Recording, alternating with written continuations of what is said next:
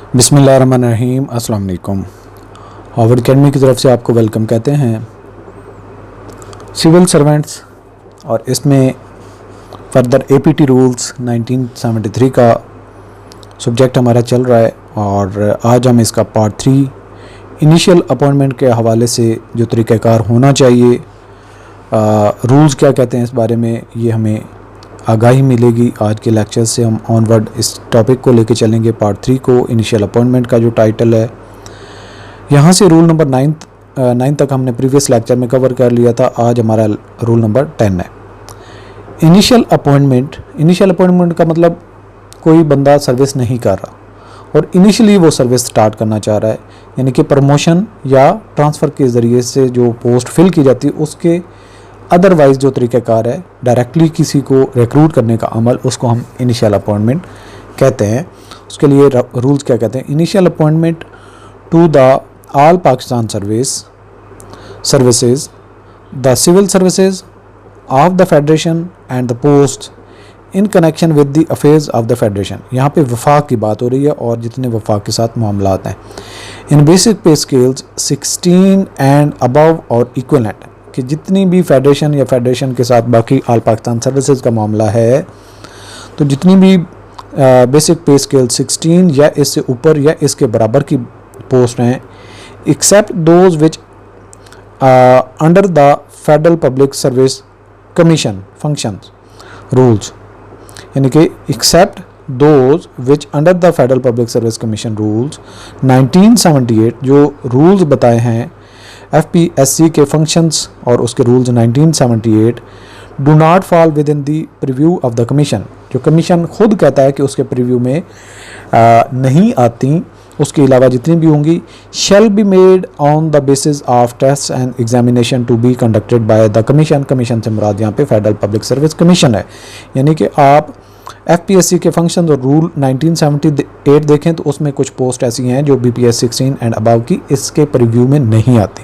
इसके अलावा जितनी भी ऑल पाकिस्तान सर्विसेज होंगी ग्रेड 16 से लेके ऑनवर्ड ऊपर जितनी भी हैं, वो FPSC बेस इनिशियल अपॉइंटमेंट वाली पोस्ट को फिल करेगा टेस्ट के ज़रिए से, एग्ज़ाम के ज़रिए से। अच्छा, इसके बाद रूल नंबर 11 है initial appointments to post in basic pay scales 1 to 15, जो 1 से लेकर 15 तक इसके जो जॉब्स हैं, पोस्ट हैं एंड इक्विवेलेंट या उसके बराबर हैं, शैल be made on the recommendations of the departmental selection committee.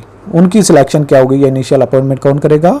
इदारा करेगा, लेकिन रिकमेंडेशन किसकी होगी? Departmental selection committee. Grade 16 and ऊपर की जितनी भी होती हैं वो टेस्ट कंडक्ट करने के बाद जो मेरिट पे आते हैं उनकी रिकमेंडेशन कौन भेजता है? FPSC किसको भेजता है? जो रेलिवेंट डिपार्टमेंट होती है जिसने रिक्वेजिशन भेजी होती है कि हमें इस क्वालिफिकेशन, एज, एक्सपीरियंस का बंदा इस ग्रेड में चाहिए, तो उसके लिए FPSC एडवर्टाइज़ करता है और जितने भी एप्लीकेंट्स होते हैं उनके टेस्ट इंटरव्यूज़ होते हैं और जो उनको मुनासिब समझते हैं वो रिकमेंडेशन उस मिनिस्ट्री डिवीज़न को भेज दिए जाते हैं। After the vacancies have been advertised in the newspaper, यानी कि जब लोकल डिपार्टमेंट खुद करेगा तो ग्रेड 1 से लेकर 15 तक उसको न्यूज़पेपर में ऐड दिया जाएगा और डिपार्टमेंटल सिलेक्शन कमेटी उसका टेस्ट वगैरह कंडक्ट करने के बाद, इंटरव्यू वगैरह लेने के बाद उनको रिकमेंड करेगी, तो उनकी इनिशियल अपॉइंटमेंट होगी। इसके बाद रूल नंबर 12 है a candidate for initial appointment to a post must possess the educational qualification, कि इनिशियली जो पोस्ट जिसकी एडवर्टीजमेंट की गई है उसके पास लाजमी एजुकेशनल क्वालिफिकेशन होनी चाहिए एंड एक्सपीरियंस, तजर्बा भी होना चाहिए, except as provided in the rules framed for the purpose of relaxation of age limit. अगर कहीं पे रूल्स में उसकी एज में रिलैक्सेशन दी गई है तो रिलैक्सेशन मिल जाएगी, अदरवाइज उसकी विद इन एज ब्रैकेट होना चाहिए, मिनिमम से भी नीचे ना हो और मैक्सिमम से भी ऊपर ना हो। Must be within the age limit as laid down for the post, उस पोस्ट की जो भी रिक्वायरमेंट है, प्रोवाइडेड दैट, बशर्ते के unless otherwise specified in the method of appointment, जो उसका मेथड ऑफ अपॉइंटमेंट दिया गया है, क्वालिफिकेशन दी गई है and other conditions applicable to the post as laid down under the sub rule 2 of the rule 3। जो रूल 3 है उसके सब रूल में जिस तरह से वजाहत की गई है, the experience prescribe for initial appointment, कि इनिशियल अपॉइंटमेंट के लिए जो एक्सपीरियंस रिक्वायर्ड है shall be the post qualification experience, यानी कि वो एजुकेशनल आपकी जो डिग्री रिक्वायरमेंट है वो कंप्लीट होने के बाद का जो आपका एक्सपीरियंस है वो काउंट होगा, उसको कंसीडर किया जाएगा। एजुकेशन पूरी होने से पहले का जो टाइम होगा उसको कंसीडर नहीं किया जाएगा एज एक्सपीरियंस। इसके बाद एडिशन हुई है रूल नंबर 12A में, alteration in the date of birth. अगर कोई सर्विस में आता है और वो डेट ऑफ बर्थ अपनी चेंज करवाना चाहता है या उसका कोई डॉक्यूमेंट्स होते हैं उसकी करेक्शन में ज़रूरत पड़ जाती है कि उसके डॉक्यूमेंट चेंज किए जाएं, the date of birth once recorded at the time of joining government service shall be final, वो उसकी डेट फाइनल होगी। And thereafter no alteration in the date of birth of civil servant shall be permissible, तो उसके बाद उसकी date of birth में कोई change नहीं की जा सकेगी, ना उसकी इजाज़त है।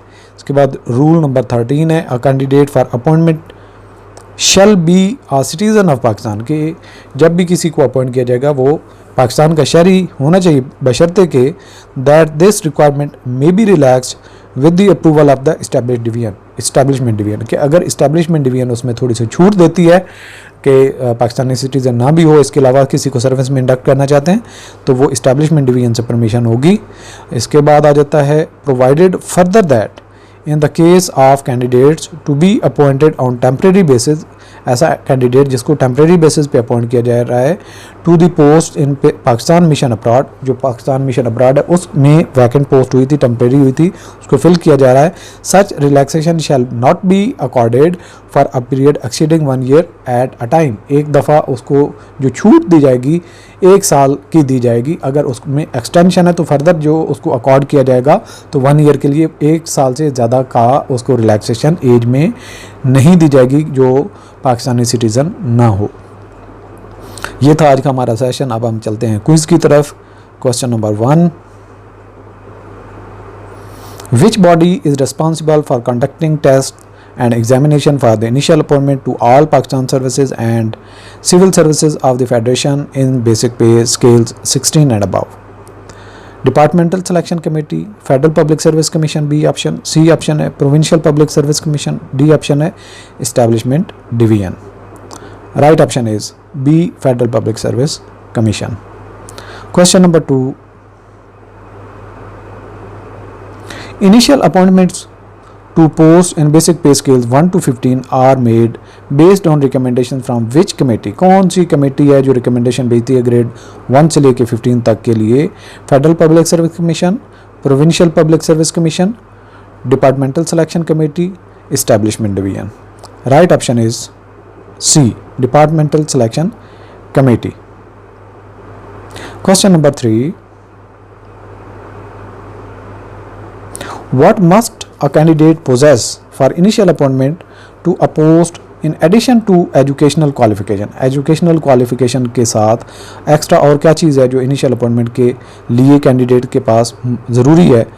Political connections, experience as prescribed, wealth, military service. Right option is B, experience as required, as prescribed. उस पोस्ट के रूल्स में जो चीज़ लिखी होगी एक्सपीरियंस में उतना एक्सपीरियंस होना, रेलेवेंट एक्सपीरियंस होना ज़रूरी है। Question number 4, once a civil servant date of birth is recorded at the time of joining, what is the policy regarding its alteration? कि एक सिविल सर्वेंट सर्विस में आ जाता है तो उसकी बर्थ डेट को चेंज करने के लिए तरीक़ाकार क्या है, पॉलिसी क्या है? It can be altered within 1 year. Option B है it can be altered with the approval of from the departmental selection committee. Option C है it can be altered once during the service period. Option D है it cannot be altered. Right option is D, it cannot be altered. Question number 5, under what conditions can the requirements for a candidate to be a citizen of Pakistan be relaxed for appointments? Option हमारे पास A, approval of departmental selection committee, B option approval of establishment division, option C approval of the federal public service commission, option D approval of the prime minister. Right option is approval of the establishment division. आज का session यहाँ पे conclude करते हैं, इंशाल्लाह next session में मिलते हैं। अल्लाह हाफिज़।